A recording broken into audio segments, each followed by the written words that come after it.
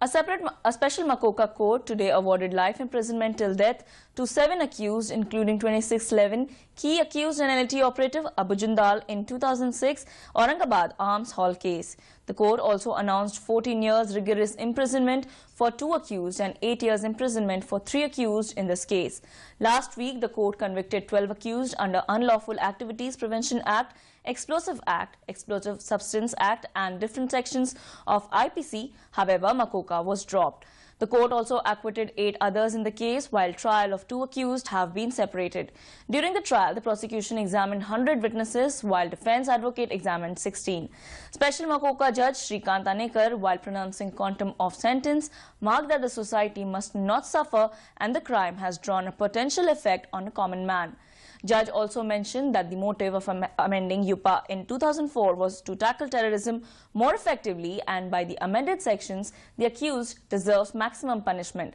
Expressing satisfaction over the judgment, Special Public Prosecutor Vaibhav Bagde said that this judgment will likely make impact on 2611 trials.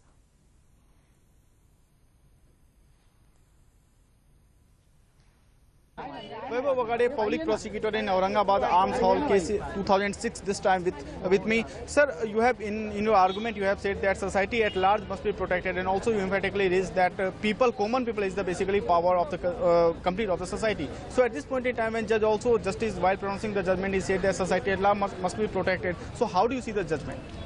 I feel that the arguments advanced by prosecution were taken care very properly. The main core was about sentencing. Now, so far as deterrence in sentence is nowadays diluted consideration before all.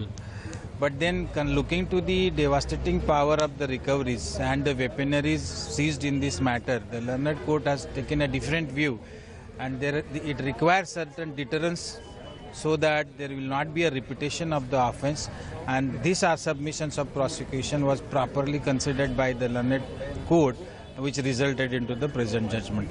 In the entire argument, how do you see what were the major arguments, what were the point arguments that court considered basically? Nexus between the seizure and the accused facing trial was properly established. Their interlink between by emails and or other communication mode was properly established, and that has resulted proper connectivity between the offence. Because 2611 trial is also going on, so do you see the implications of this judgment on that particular trial?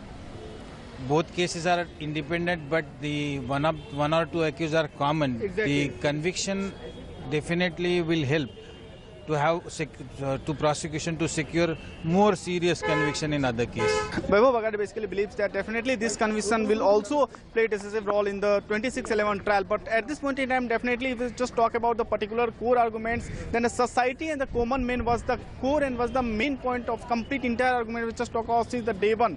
From Makoka Court with cameraman Vinit, this is Yogesh Kumar Sital, DD News.